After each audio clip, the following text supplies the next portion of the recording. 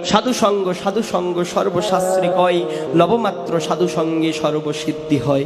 কেউ যদি লবে মাত্র সাধু সঙ্গ করো, জীবনে কি করতে পেরেছো জানি না, অন্তত পক্ষে সাধু সঙ্গে এসে যদি হরিকথা ভাগবত কথা শ্রবণ করো, শ্রবণম মঙ্গলম, যদি শ্রবণ করে হৃদয়ে ধারণ করতে পারো, একদিন না একদিন ওই চিত্ত মাঝে, ওই হৃদয় মাঝে তোমার কৃষ্ণ ভক্তির বীজ বপন হবে।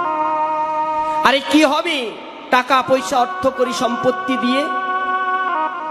তুমি এসেছো একা খালি হাতে, যেতে হবে খালি হাতে। তোমার প্রিয় ব্যক্তিটিকেও তুমি সঙ্গে করে নিতে পারবে না। যখন মানুষের মৃত্যু হয়, ওই চারপাশে চারটি খুঁটিয়ায় করে বাঁশের দোলাই করে নিয়ে যায়। ওই কৌপিন বসনের মধ্য থেকে দুই হাতে দুটি হাত খালি পড়ে থাকে। জগতের জীবকে শিক্ষা দিতে দিতে যায়, ওরে আমি এসেছি খালি হাতে, চলে যাচ্ছি খালি হাতে। খাটিয়ার উপর দিয়ে খই ছিটোতে ছিটোতে যায়, বাড়ি ছাড়া হয়ে যায়। কেন? ওই খই হচ্ছে বৈভবের স্বরূপ, টাকা পয়সা অর্থ করি সম্পত্তির স্বরূপ। ওই বাঁশের দোলার উপর দিয়ে ছিটাতে ছিটাতে চলে যায় বাড়ি ছেড়ে। কেন? জগতের জীবকে শিক্ষা দিচ্ছি, ধন সম্পদ ঐশ্বর্য আজকে ভূমিতে পড়ে আছে, আমি ওই দুটি হাতে করে যে পরবারে কিছু নিয়ে যেতে পারছি না। যখন আমি বাড়ি থেকে বেরোয় যাচ্ছি, আমার আত্মীয় স্বজনগণ গোবরের ছিটা দিচ্ছে, ঝাড়ু দিতে দিতে বাড়ি থেকে বেরোই করছি। কালকেও যারা আমাকে যারা চলতে পারতো না, ওই সংসারের ভরণ আমার হাতে ছিল।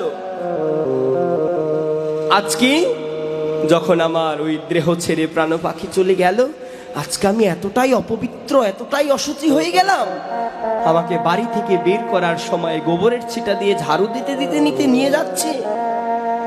হ্যাঁ গো, ওই পরিবারের লোকই একদিন তোমাকে বিদায় করে দিবে। যখন বাড়ি থেকে তোমার দেহখানা বেরোই যাবি বাঁশের দোলায় করি, সেদিন পাড়া প্রতিবেশী আত্মীয় স্বজন তোমার অঙ্গ স্পর্শ করবে না। কেন জানো?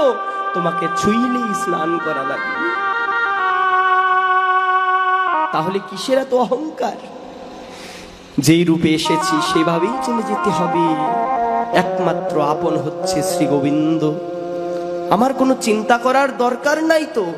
আমি যদি গোবিন্দ চরণে সবকিছু গোবিন্দ বলে আত্মসমর্পণ করে তার কাছে যদি সব ছেড়ে দেই, আমার কি ভালো কি মন্দ তিনি সেটা দেখে নিবেন। ভাবছি যে বসে চলবে কি সে, তুমি ভাববারে কি? ভাবারে যিনি ভাবছেন তিনি, তুমি ভাবো তারি। তোমার তো অন্য কিছু নিয়ে ভাবার প্রয়োজন নাই। তোমার কি হবে কি হবে না সেইটা নিয়ে তো গোবিন্দ বসে বসে ভাবছেন।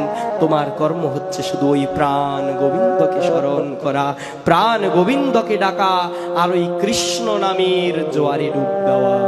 জয় জয় রাধা গোবিন্দ।